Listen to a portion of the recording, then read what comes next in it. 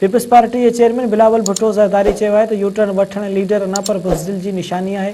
Peoples party जा कारकुन वफ़ादारी नज़रियाती आहिनि।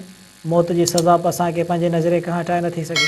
पेशावर में वर्कर्स कन्वेंशन खे ख़िताब कंदे बिलावल भुट्टो ज़रदारी चयो त वोट खे इज़त ॾियण वारा जो असल चेहरो अवाम साम्हूं अची वियो आहे। तब्दीली जे नाले ते मुल्क में तबाही मचाई वई। पीपल्स पार्टी पंहिंजे कारकर्दगी जे बुनियाद ते चूंडुनि में हिसो वठंदी। हुन चयो त असांजो को बि सियासी मुख़ालिफ़ न आहे। अवाम खे महांगाई जे सुनामी खां बचाइणु चाहियूं था। असांजो मुक़ाबिलो महांगाई, गुरबत ऐं बेरोज़गारी सां आहे। पंहिंजे 16 महीननि जी कारकर्दगी ते फ़ख़्रु आहे। ईंदड़ वज़ीर आज़म PP जियालो हूंदो। बिलावल भुट्टो ज़रदारी जो चवणु हो त शहीद ज़ुल्फ़कार अली भुट्टो ऐं शहीद बेनज़ीर भुट्टो जे रोटी कपिड़ा ऐं मकान वारे नारे खे अमली जामो पाराईंदासीं। पीपल्स पार्टी आम माण्हुनि जी नुमाइंदगी कंदी आहे। इक़्तिदार में अची अवाम खे तालीम ऐं सिहत जूं सहूलियतूं फ़राहम कंदासीं। बिलावल भुट्टो ज़रदारी चयो त पीपल्स पार्टी वटि अवामी मसइलनि जो हल मौजूदु आहे। पीपल्स पार्टी जी हुकूमत सिर्फ़ु ग़रीब अवाम लाइ कमु कंदी आहे।